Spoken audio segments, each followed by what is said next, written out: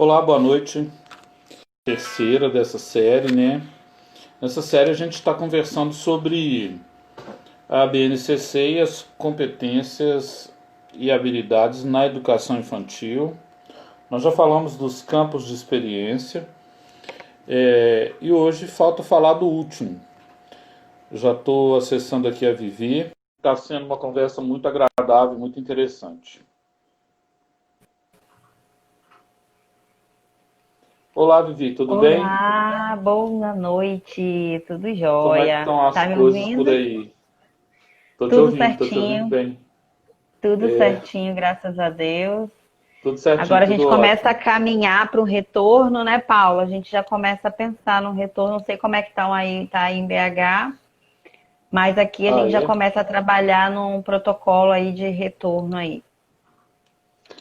Aqui ainda não. Hoje foi um dos dias muito sérios em Minas Gerais, É, que parece que bateu recorde. Agora, mas no jornal vai falar disso, sabe?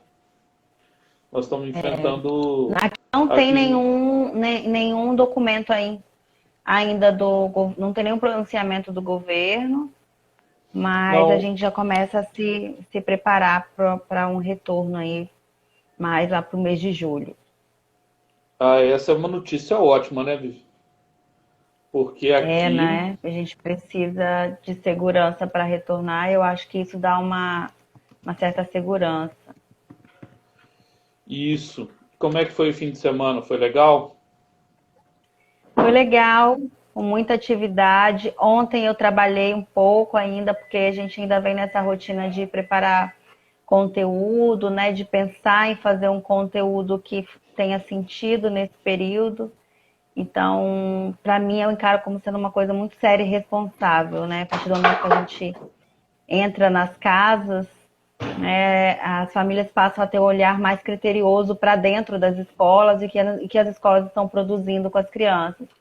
Então, para mim, o planejamento é bem reflexivo e bem sério, então eu me dedico um pouco mais a isso, junto com as escolas que eu trabalho em parceria. Isso. Vivi, eu vou pedir um tempinho para você só porque eu tenho que ligar a tomada de novo aqui. A tomada Sua câmera saiu. está um pouco embaçada também. Eu não estou entendendo o que está acontecendo. Não é sujeirinha, não, no próprio buraquinho da cama. Aí, melhorou. Olha que legal, melhorou muito, hein? Já melhorou. Nossa. Então tá. Vivi, você vai apresentando o tema para o pessoal enquanto só eu ligo a tomada aqui? Claro, claro, Aconteceu pode ir esse lá. imprevisto aqui. Tá bom. Tudo bem.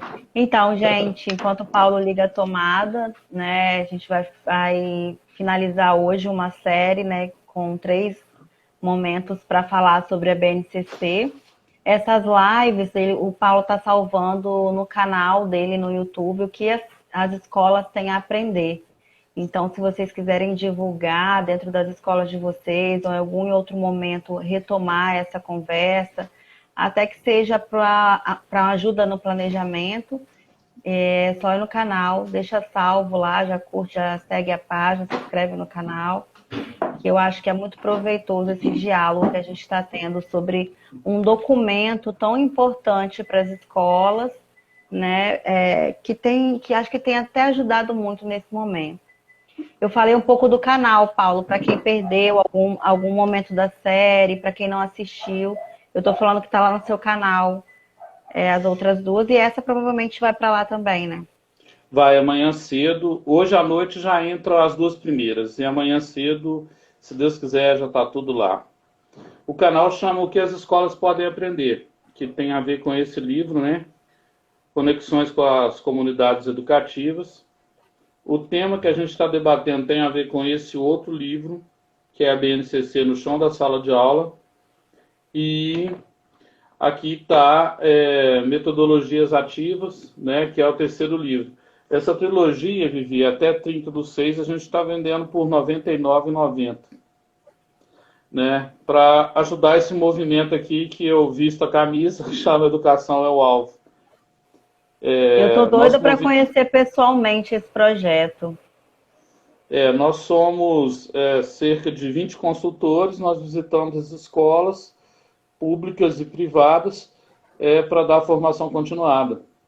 Né? Tem algumas pessoas aqui que já participaram, vi que a Sueli está por aí, o Enio é um educador e tanto, né?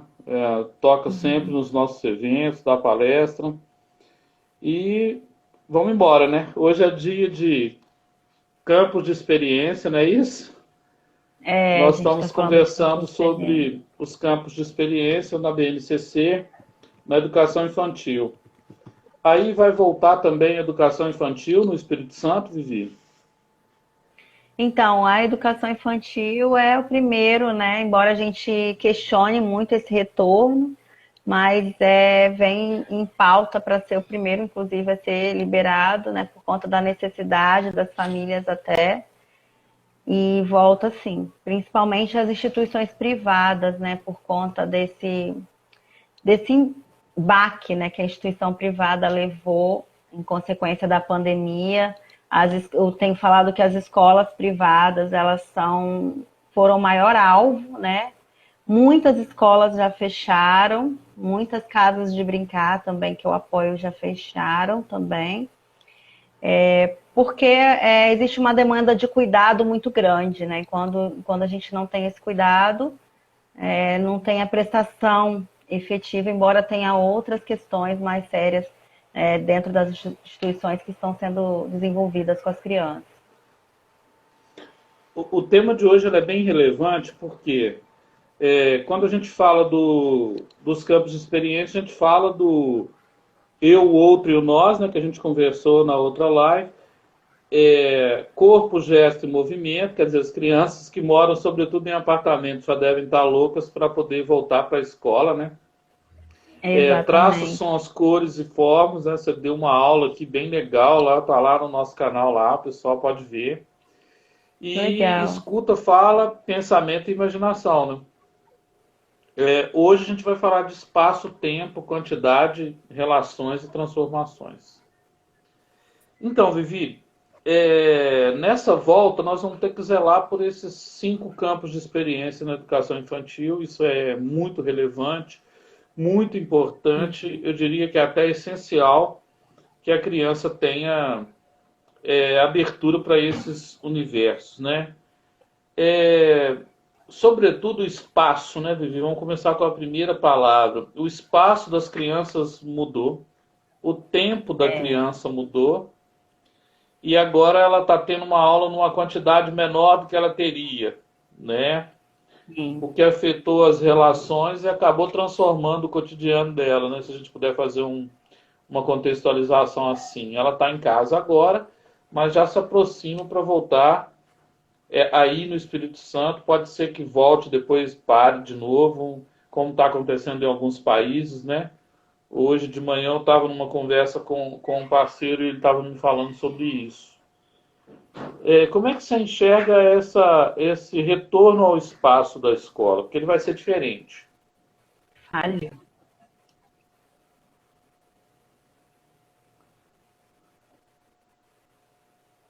Paulo? Oi, pois não. Falhou. Como é que você percebe esse retorno à escola? Então,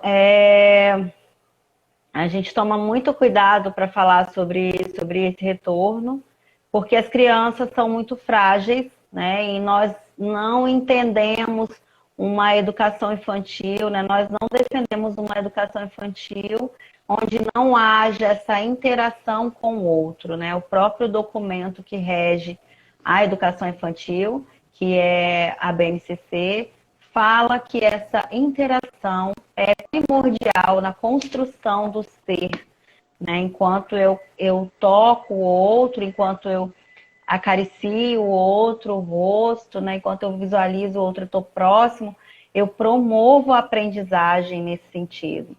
Então, é bem criterioso esse retorno. O que nós temos feito é assegurar os protocolos ao máximo possível, garantindo o mínimo de segurança possível para essas crianças, né? O máximo de segurança possível para essas crianças, sem esquecer que realmente, né, é um risco que se corre.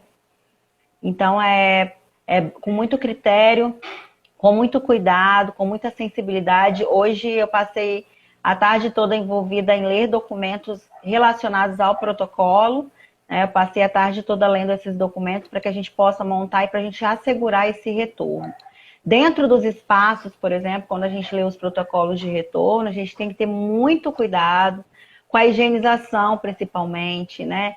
A higienização dos brinquedos, né? A higienização do próprio pátio, né? A higienização da própria sala, o ambiente que a criança vai ficar.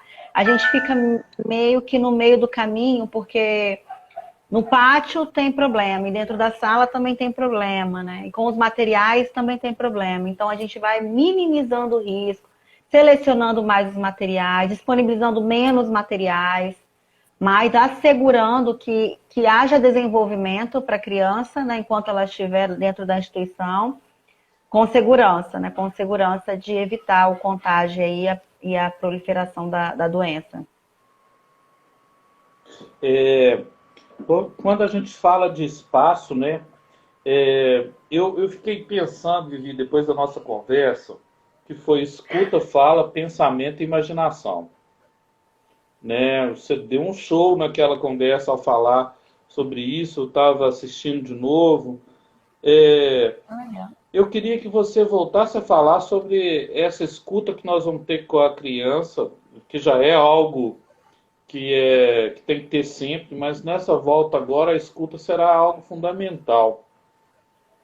Esse retorno, a gente começa a pensar ele no âmbito de saúde, né? De saúde da equipe, de saúde das crianças e saúde das famílias também que vão estar acessando, mas nós não podemos esquecer desse acolhimento pedagógico, né? E você está falando de uma coisa que é realmente bem séria. Ao retornar, tem vários processos aí que foram cortados ao meio, principalmente, por exemplo, a questão da adaptação das crianças pequenas, né? Pode ser que ao voltarem, algumas chorem, né? Tenham dificuldade para ficar no ambiente. Dificuldade nem é dificuldade, né? É uma questão natural da criança, essa questão da adaptação. Então, até para isso, a gente tem que pensar como que nós vamos promover esse ambiente para ser adaptável, né? Uma vez que o adulto que vai ter que entrar com essa criança e uma vez que a gente tem que minimizar os riscos para essa criança. Então, tem todo um processo de adaptação, por exemplo, de ambientação das crianças que voltaram, que estão voltando, da avaliação e observação de como essas crianças saíram, como essas crianças estão retornando. Então, eu até penso que quando me perguntam, por exemplo, Vivi, mas não vai ter perdas de conteúdo, né, nesse ano? As crianças vão sair prejudicadas? E a minha resposta é que esse ano é um ano diferente, é um ano de pandemia e nós não podemos esquecer isso. Mesmo quando a gente retornar, a gente tem que lembrar que esse foi um ano que foi interrompido por uma questão de pandemia. Então, não é tempo de a gente correr atrás e falar o que perdeu, e sim o que a gente ganhou e qual é a nossa realidade hoje com as crianças, para que a gente possa dar continuidade ao trabalho, e em 2021 será um outro ano, né? Perfeito, né? Porque eles vão ficar com os pais agora, seja com os pais, avós, né? Do jeito que a família é desenhada. E aí, ao voltar para a escola, vai ter aquela saudade, né? Querendo Depois ou não, de tanto tempo, né? Confinados com a família, é natural. 90 dias, né? Imagina. E aí eles vão ter essa fome, essa sede, né? Que fome e sede, como diz os Titãs, né? A gente tem fome de quê, né? E o carinho, o afeto que receberam, mesmo tendo alguns conflitos na família, eles são incomparáveis. E aí, ao voltar para a escola, essa criança pode ter uma dificuldade de adaptação até com novos colegas que chegam ou com colegas que saíram, porque nós sabemos que nesse momento de crise, inclusive econômica, alguns pais estão retirando seus filhos da escola, e uma das escolas que menos se pensa, menos se dá importância, e é a que mais tem importância, é a educação infantil, né? O Freud dizia que de 1 a 5 anos é que a gente modela a personalidade da criança, o Piaget, Vygotsky, todo mundo se debruçava sobre os estudos do imaginário e da construção de uma infância saudável. Só que quando chega uma crise econômica, o pai pode, no caso de uma escola particular, retirar. E a criança pode sentir falta de algum coleguinha. Então, esse momento de escuta do pensamento da criança e de readaptação para o espaço vai ser importante. E a BNCC foi muito feliz de tocar nisso, né? A gente fala o tempo todo de quanto essa escuta, né, a escuta da criança é importante em todos os sentidos, Paulo. Eu falo que desde quando a gente vai elaborar um protocolo desse, por exemplo, de retorno, o foco de tudo tem que ser a criança. E eu tenho que estar escutando como essa minha criança está voltando, e eu tenho que estar atenta a esse retorno, de forma como que isso seja prazeroso para ela, né? Desde o estar em casa, desde o planejamento que é produzido para as crianças que estão em casa, até esse retorno delas para a sala de aula, eu tenho que dar voz para essa criança no sentido de que eu preciso acolher essas emoções. Eu preciso levar em consideração que foi um período conturbado, que foi um período cheio de sensibilidade, né, cheio de emoções ali dentro da família. Então, nada disso pode ser esquecido. E isso fala sobre escutar a criança. Quando eu sento para planejar um protocolo desse, pensando que essas crianças elas precisam ser escutadas e que a educação infantil é um direito delas, então assim eu estou dando voz à minha criança, assim eu estou entendendo a necessidade dessa criança nesse período. E escutá-la, né, agora, nesse retorno, envolve muito sobre, principalmente, acolher tudo que vem de emocional com essa criança que ficou 90 dias com a família, com essa criança que só queria colo, com essa criança que sentiu tudo que foi sentido ali naquela família, naquele momento, com as questões financeiras, com as questões da ansiedade, com as questões da insegurança que a gente está vivendo para o período, até insegurança relacionada ao retorno, né? Muitos pais sinalizam que ao retornar em julho, por exemplo, ainda não estão seguros para retornar com as crianças pequenas. Então, tudo isso a gente precisa levar em consideração, e isso é uma fala da BNCC garantida para a criança, né? A escuta, que é importante. Isso é fundamental, porque realmente no pai causa uma insegurança muito grande, porque é um vírus que ninguém enxerga, né? Nós estamos lutando contra algo invisível, né? E essa invisibilidade, ela acaba provocando uma insegurança tremenda na família, sobretudo quanto menor é a criança, maior é o zelo e o cuidado, né? Não que a gente não tenha que ter com todos, mas na educação infantil e as crianças elas são trombam. Muito sensíveis, né? É uma remela que passa no outro, é um beijo que vai dar o tempo todo, que é natural da infância, né? Então a gente precisa mesmo preservar essa criança, cercando de cuidados que a gente pode. Não é interromper também um movimento de carinho, uma manifestação de carinho, uma manifestação de cuidado com o outro, mas ao perceber, higienizar e tomar todos os cuidados devidos para que isso aconteça, mas sem ferir o que é de direito da criança, né? Principalmente que está assegurado no nosso documento, né? E a base, quando ela fala desse tempo, né? Nós ficamos 90 dias aí desconectados, as crianças ficaram da escola. E aí, lá nos campos de aprendizagem, a gente fala do tempo, né? Para a criança fica parecendo que foi ontem. Ela volta, ela já pega. Criança é fácil com tudo, né? Perdoa rápido, esquece rápido. Eles usam muito essa terminologia, né? Ontem, né? Quando foi uma semana atrás. Agora mesmo, outro dia, né? Como é que vai de ser amanhã, que foi ontem. Como é que é desenvolver essa noção de tempo, assim, para elas, né? Porque a gente vê que hoje tudo é digital. Eu estava vendo a minha sobrinha, tudo é digital. Então, se você mostra um relógio que é com ponteiro, Aí já complica mil coisas na cabeça, porque ela está acostumada com o Complica. celular, com a criança hoje é da geração C, né, que eu costumo dizer. Ela está sempre conectada. Outro dia na televisão mais antiga da minha tia, a menina, a sobrinha passou o dedo querendo trocar o canal, como se fosse um celular. Aí minha tia riu e falou, não, aqui é mais difícil.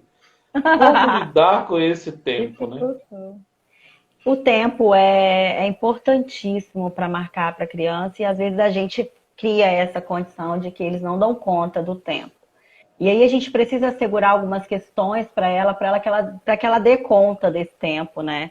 E eu uso muito calendário, por exemplo, com as crianças, em que elas podem marcar os dias ali, porque elas sofrem com essa ansiedade de não saber também o que vem depois disso, né? E é importante a gente trabalhar com ela essa questão, seja ela por medidas convencionais ou medidas criadas pela família ou pela própria escola. Por exemplo, uma ampulheta que mede tempo para a criança é super importante para demarcar o limite, né? O próprio tempo de fazer alguma coisa. Eu não sei se eu falei aqui da mesa Montessori, não sei se foi aqui que eu falei, que trabalha a resolução de conflitos. Um dos elementos que a gente tem na mesa Montessori, por exemplo, na mesa da paz, é uma ampulheta. E nessa ampulheta, ela mede o tempo de eu falar. Quando acaba o meu tempo, eu passo a ampulheta para o outro, que o outro fala no tempo dele. Então, isso são questões que já precisam ser trabalhadas desde pequenininho, né?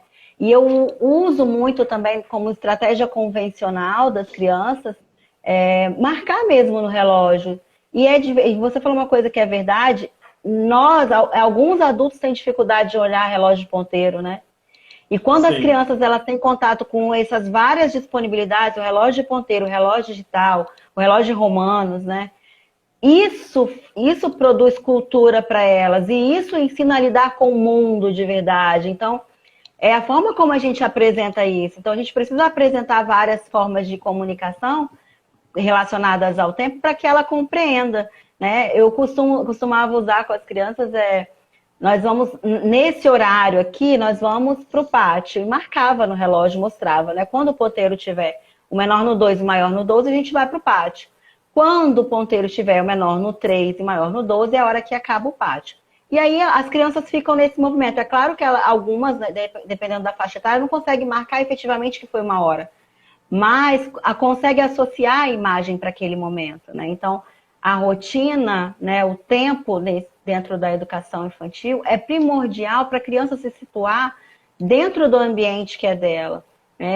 Algumas vezes a gente vê aquelas crianças com dificuldade de voltar para a sala, por exemplo, que não querem voltar, porque elas não têm essa compreensão do todo mesmo. E se antes a gente trabalhar essa saída e esse retorno com ela, é mais efetivo. Até em casa mesmo com os pais, né? No momento de birra, eu não quero sair da televisão. Demarcar para ela, colocar alarme para a criança, super positivo e faz super sentido, no sentido de ela aprender que tem tempos e espaços, né, dentro de um dia, dentro de uma rotina. E volta lá na questão da escuta, né? Porque a criança precisa de se situar nesse ambiente, nesse mundo, né? Nesse contexto de que tudo tem uma hora para alguma coisa.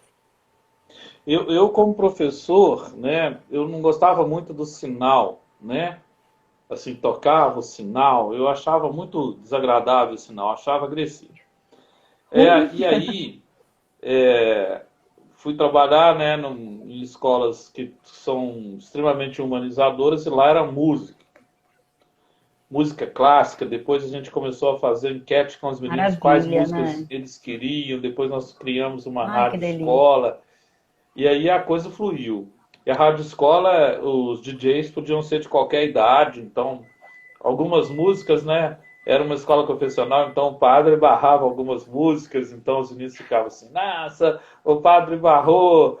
E aí a gente trabalhava a letra da música, e por que que ele barrou, né? E nas músicas da educação infantil, eu até fui dar uma oficina sobre isso.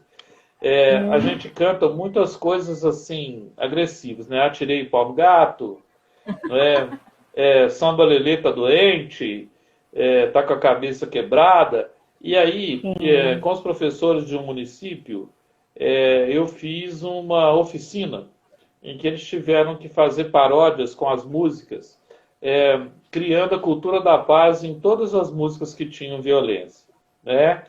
E foi uma experiência muito bonita que tem a ver com o campo da experiência, né, que a gente tá discutindo, que mesmo que essa música foi feita num tempo diferente, naquela época não era visto como violência, né? Porque a Samba Lelê, Sim, é uma questão ela cultural, né? é uma cultura histórica, ninguém vai mudar isso. Naquela época, igual agora, tentam criminalizar o Monteiro Lobato, só que é, texto fora de contexto é pretexto. Monteiro Lobato, naquela época, escrevia daquela forma, porque a sociedade, naquela época, ela tinha esse imaginário. Hoje mudou. Então, assim, para ensinar quantidade mesmo, a gente canta músicas. Então, eu sempre gostei da música como demarcadora de tempo. Tocou a música, acabou a aula, aí a gente reúne o material, guarda, e isso ajuda na inteligência musical, que depois os meninos vão crescendo e vão perdendo isso, né, Vivi? Na educação infantil a gente canta muito, depois parece que as pessoas esquecem que a canção é algo bom para a vida, né?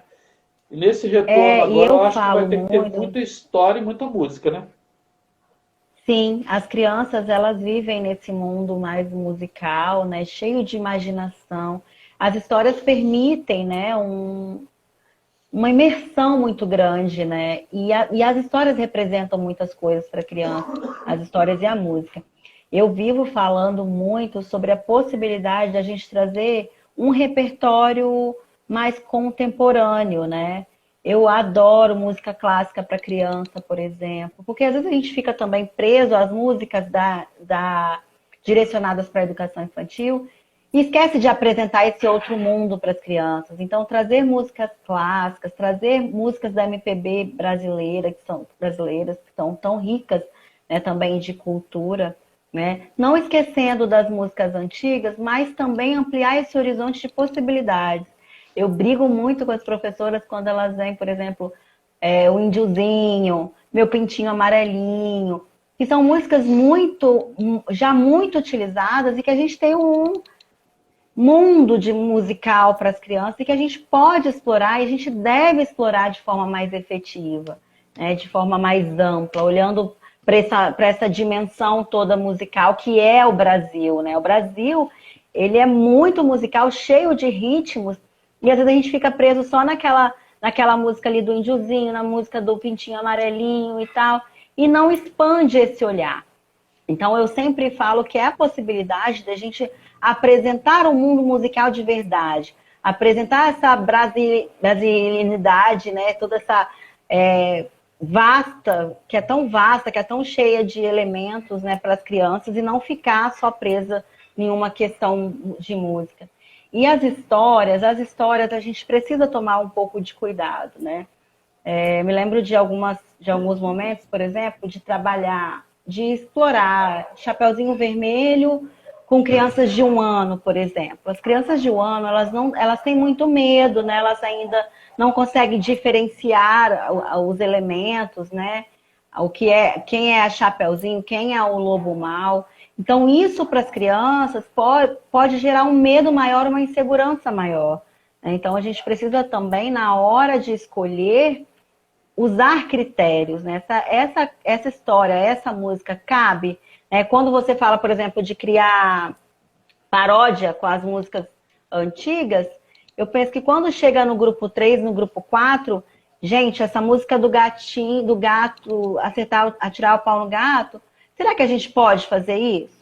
De que forma a gente poderia criar uma música diferente pensando em proteger os gatinhos? As crianças aí, nessa idade, elas já têm maturidade para construir coisas e construir pensamentos e reflexões a partir do que elas estão escutando. Então, aí é a hora, sim, de a gente trabalhar isso. Então, se a gente apresenta isso como para uma criança de 1 ano, isso vai ficando ali, né? E a criança ainda não tem essa capacidade de ver de outra forma e até de ter critérios para mudar isso, né? Para pensar nisso, para produzir alguma coisa sobre isso. é muito legal quando eles têm a oportunidade de serem os protagonistas, os sujeitos, né? E mudar essas relações. Por exemplo, a relação com o meio ambiente. Me preocupa muito. A gente está falando aqui de espaço, de tempo. Por exemplo, a coleta seletiva. É legal, ela pode dar certo na escola, mas na família é bem difícil, né? Aqui em casa nós estamos Verdade. tentando, e para já deixar tudo arrumadinho.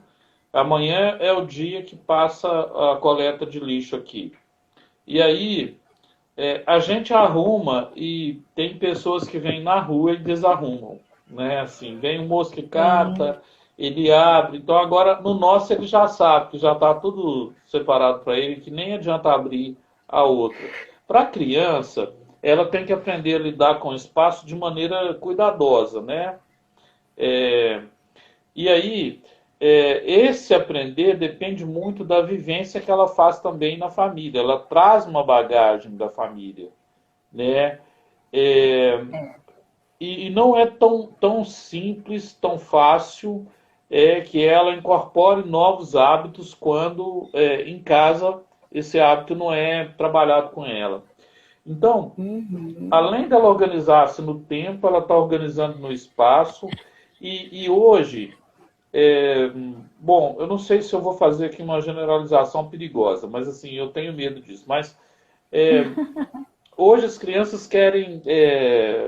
O tempo para elas é uma coisa tão rápida, elas pegam o celular, elas já trocam de 3 desenhos em menos de um minuto. Eu tava, minha sobrinha está aqui em casa e a gente fica analisando, né?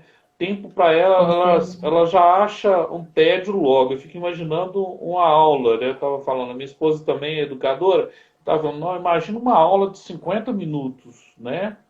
Porque eu dou Vixe, aula, né? eu sempre dou aula do Fundamental 2 para cima, até o ensino superior.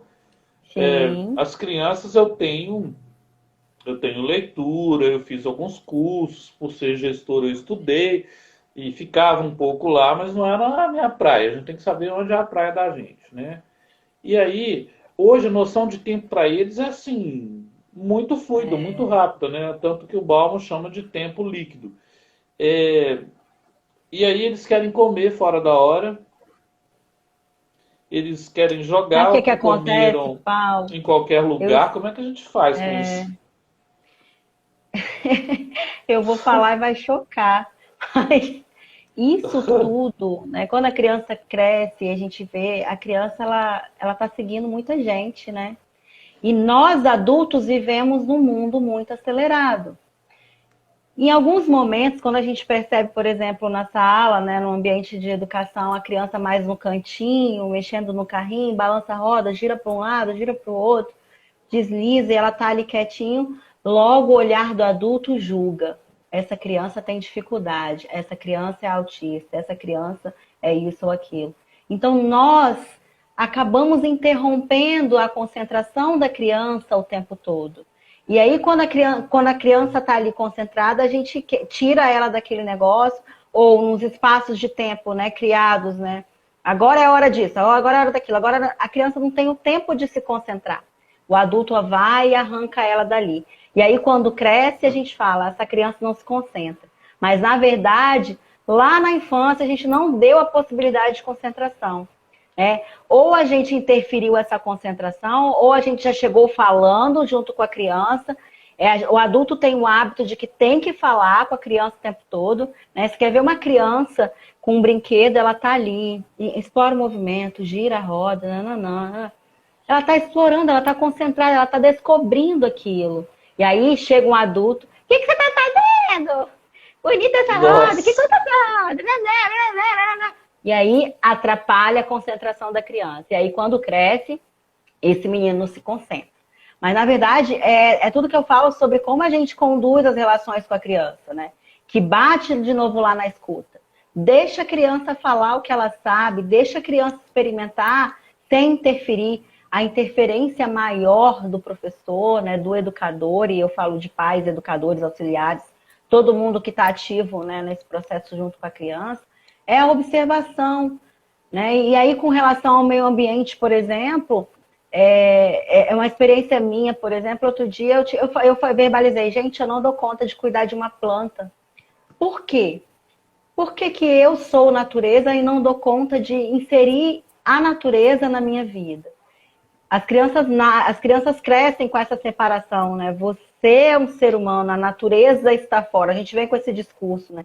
Vamos levar a criança para a natureza, que a natureza somos nós, né? Então não temos mais o senso de pertencimento. Como que eu não dou conta de cuidar de uma planta, né? Se é um bem meu, se é algo vivo, eu preciso aprender a cuidar disso. Faz parte do nosso sistema, né? Então, eu sempre penso que a gente precisa inserir as crianças e fazê-las pertencer o tempo todo nesse ambiente como cuidadores, como participadores, como crianças ativas nesse processo. Eu não tenho que cuidar do meio ambiente porque é da natureza, eu tenho que cuidar da natureza porque a natureza também sou eu. Eu faço parte dessa natureza. Então, é parte muito por essas questões de como que nós trabalhamos com as crianças desde quando elas nascem, quando elas chegam para a gente. Quais os materiais? Outro dia eu estou fazendo um curso sobre abordagem Pickler, e aí a fala é sempre, né, que a gente quer que a criança senta, aí quando senta a gente quer, não vai engatinhar? Quando engatinha, mas que dia que vai andar? Mas que dia que vai riscar? Que dia que vai escrever o nome? A criança está sempre devendo alguma coisa pra gente. Por quê? Né? Cada criança tem seu tempo. E as crianças já nascem, a menos que tenham alguma dificuldade, que precisa ser observada melhor, mas as coisas vão acontecer no tempo dela. E até as que têm dificuldade. Né? Então, às vezes, a gente fica colocando algumas questões, né? A gente dá um brinquedo para uma criança e a criança não tem ainda capacidade de segurar. Né? E a gente... Estou grávida, a gente vai lá e compra um brinquedão pesado e quer que a criança taca influência visual na criança, taca elemento pesado para a criança. Então a gente precisa pensar também, né, nessa criança como um ser que está se construindo diante do mundo, né? Então, eu sou natureza, né? Eu sou do meu ambiente, essa casa é minha.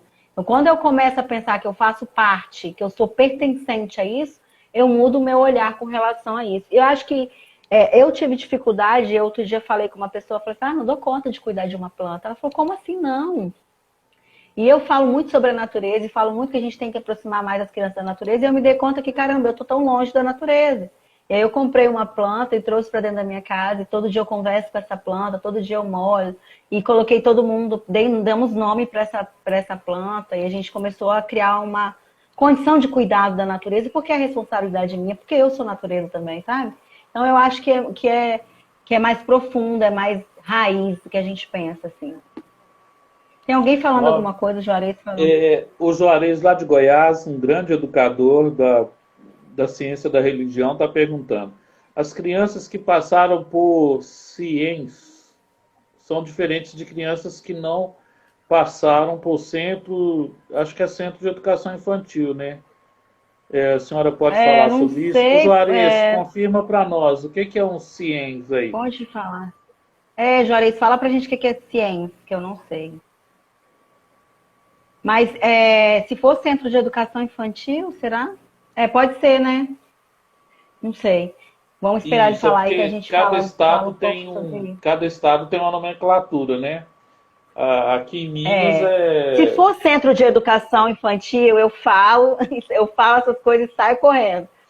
Porque eu falo que o ambiente é o maior educador da criança. Então, Montessori fala, né, que é o ambiente preparado, né, preparado, um adulto preparado para dar conta dessa criança.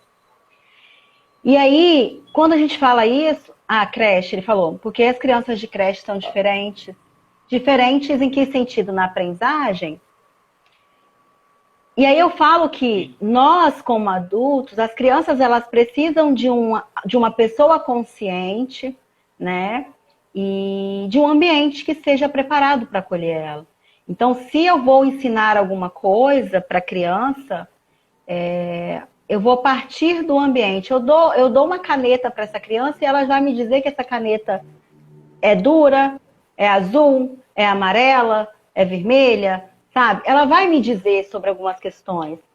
E aí eu passo muito sobre quem é esse adulto que está observando essa criança, né? Então, o que eu preciso saber sobre sobre o que essa criança já sabe para mim explorar mais sobre ela. Então, eu acho que o ambiente e o adulto é o que educa, não é a escola em si, sabe? Não é a escola em si, mas se eu tiver um adulto preparado e um ambiente preparado, isso sim vai acontecer. E aí, Juarez Então, fala, na espera das coisas, fila, por exemplo, né? A questão que eu acho que a escola faz muita diferença na vida das crianças é a socialização, né? Que aí sim. sim, né? Isso faz total diferença. Que é uma coisa que eu acho que eu já até falei aqui em outra conversa com você, que são, por exemplo, a questão dos conflitos que acontecem no dia a dia, né? A criança em casa, muitas vezes a gente recebe o pai fala para falar de alguma questão da criança, né? Que a criança não está pedindo por favor, está puxando o brinquedo da mão do outro. A gente tem conversado muito e a gente vai entender um pouco do que acontece na casa. Aí o pai fala assim pra gente: nossa, mas em casa não faz nada, em casa é tão bonzinho, né? Em casa se comporta tão bem, parece que nem tá falando da mesma criança. Por quê? Sim. É no ambiente coletivo que acontecem os conflitos. É no ambiente coletivo que eu vou ter disputa. É no ambiente coletivo que eu vou precisar esperar, né?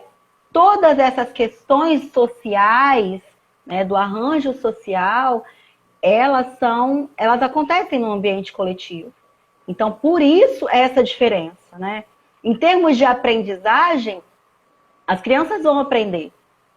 Agora, em termos de socialização, é fundamental essa passagem pela escola e esse convívio com outras crianças. Porque que ela aprenda a se socializar, a estabelecer ideia de limite. E hoje o limite é uma coisa tão preocupante, porque o limite de quem, né? Porque você chama a atenção da criança, ela fala, meu pai, minha mãe. As pessoas que ocupam no imaginário dela, no mindset dela, a figura da autoridade, né? Talvez é até a pessoa que cuida da casa, é, que é a cuidadora da criança, a babá ou a secretária do lar, a empregada doméstica, tem mais autoridade do que o próprio pai, porque a temporalidade que ela fica com a criança e o poder que ela tem sobre o comando da criança é grande. E aí a criança confronta a educadora, o educador, dizendo, não, mas lá em casa é assim. E aí é preciso, enquanto campo de experiência, né, onde ela vai vivenciar transformações, que ela conheça as regras, né, as relações e as transformações que ocorrem, né, que é isso que fala o campo de experiência. Né? Ali ela tem um espaço, que não é o mesmo espaço da casa, ali ela tem um tempo organizado que não é o mesmo tempo que ela tem em casa. Ela tem quantidades, né? Para lidar com quantidades, ou seja, é muito, é pouco, pode, não pode, é fora, é dentro. Sim. A lateralidade, ela vai ter que conhecer toda a experiência dela e vai estabelecer relações. Toda relação tem poder. E é importante Tem. que ela saiba que tem um adulto ali que tem mais poder do que ela, entre aspas, né? A criança é protagonista, mas em alguns momentos ela não pode fazer tudo que ela quer. Tem um poder. Sim. E a Precisa, esse transformação na cabeça limite, né, dela, é a transformação é importante. grande, né? Como lidar com esses limites aí? A criança fica perdida também, né? É, mas isso demarca muito o que, para quem e onde, né? E é assim no cotidiano de qualquer ser humano. O que eu posso na minha casa não é o que eu posso na casa do amigo, não é o que eu posso na casa do meu vizinho. Então, é a clareza de informação com a criança dentro de uma conversa franca e honesta com ela a respeito do que se pode, o que não se pode, não se deve convencionalmente, né? É claro que com critérios e baseados em questões reais, eu gosto de usar muito com as crianças histórias, né? E eu conto muitas histórias com elas para que elas consigam compreender alguns porquês, né? Porque algumas coisas são muito amplo para as crianças, né? Como que a gente explica que com 2 anos pode subir na mesa de casa e não pode subir na mesa da escola, sabe? Umas coisas assim. Então a gente precisa criar algumas histórias explicando para a criança o porquê de algumas coisas. E não pelo não, né? Eu acho que esse limitar, eu acho que nem é limitar a palavra, esse orientar a criança, no sentido que ela crie consciência sobre o que pode e o que não pode, passa muito por essa conversa de eu dizer para ela de forma franca e honesta com relação aos ambientes, com relação aos lugares. E entender que algumas coisas elas também não vão compreender, né, por limitações dela mesmo, por serem crianças mesmo, elas estão em construção, a gente não pode nunca esquecer jamais que são crianças, que são seres em construção. Né? Então, a gente vai falar 1, 2, 3, com 2 anos, com 3, com 4, com 5, com 6, até adulto, tem adultos ainda aí que a gente sabe que tem dificuldade para lidar com as regras de convivência, quantos temos, né? Mas que é importante a gente falar e falar muito, né? Tem mães que às vezes me procuram, mas eu já falei 300 vezes. Fale 1000, faz parte, É. é assim, né? Então é assim que funciona, normal, né? Não tem nada fora da realidade, é a realidade das coisas. Vivi, e me diga, é, na sua leitura, como a BNCC, com direitos de aprendizagem, com campos de experiência, ela ajudou na rotina das profissionais, dos profissionais das instituições de educação infantil, na Então, sua Paulo, visão. essa questão é uma questão ainda que a gente precisa desconstruir algumas rotinas impostas culturalmente, né? Então, a BNCC ela vem para regulamentar algumas questões que a gente vai desconstruindo. Então, é um processo ainda, né? Nem tudo está funcionando ainda. Por exemplo, a gente fala na BNCC do convívio entre pares, né? De grupos pequenos. E ainda a gente vê nas escolas de educação infantil, por exemplo, aquelas mesas grandes, né, para almoço, né? Que não estão dentro da proposta curricular, né, da base. Então, a questão da rotina em si, para os educadores, que ainda é muito engessada, né, tentando entender a questão da escovação como a questão da escovação e não como um momento de aprendizagem. A questão da troca como uma questão de cuidado e não como uma questão de aprendizagem. Então, a BNCC ela vem para balizar para a gente que educar e cuidar são duas coisas juntas, né? E que tudo isso a gente pode fazer junto para a criança, que não é um impedimento de aprendizagem, e sim é a aprendizagem em si. E isso faz parte da aprendizagem. Dentro da educação infantil, né, nas rotinas, a gente tem separações ainda, né? Hora do banho, hora de arrumar a cama, hora de deitar, hora de comer, nanana. Então, é muito segregado ainda. Então, a gente está desconstruindo algumas práticas que eu acho super importante de a gente avaliar assim mesmo, né? Sobre de que forma a gente pode fazer isso ser mais prazeroso para a criança, de que forma a gente pode fazer ser mais prazeroso para o adulto que está trabalhando junto com essa criança, de que forma a criança pode ser protagonista nesses momentos, né? Por exemplo, para se servir, né? A gente tem um hábito, até no grupo 5 a gente faz os pratos todos iguais e entrega para a criança, né? Então, que protagonismo é esse que a gente está defendendo que a criança não pode colocar o seu próprio prato, né? Não pode auxiliar no servir os amigos. Né? Então, a gente ainda tem muito a caminhar dentro da educação infantil para que a BNCC seja efetiva no contexto de educação.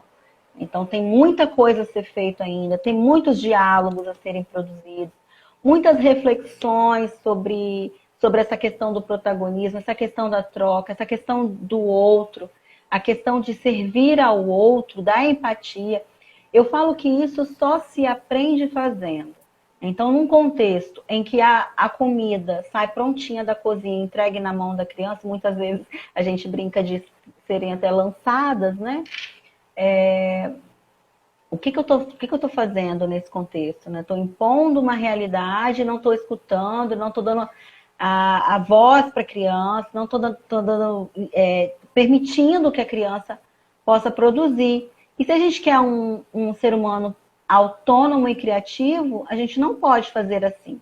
Então, a gente tem que mudar muitas práticas dessas rotinas, principalmente na educação infantil ainda. A gente precisa caminhar muito ainda com relação a isso, porque ainda a gente reproduz muita coisa de uma educação tradicional que não faz muito sentido para o contexto atual. Vivi, o tempo voa, né?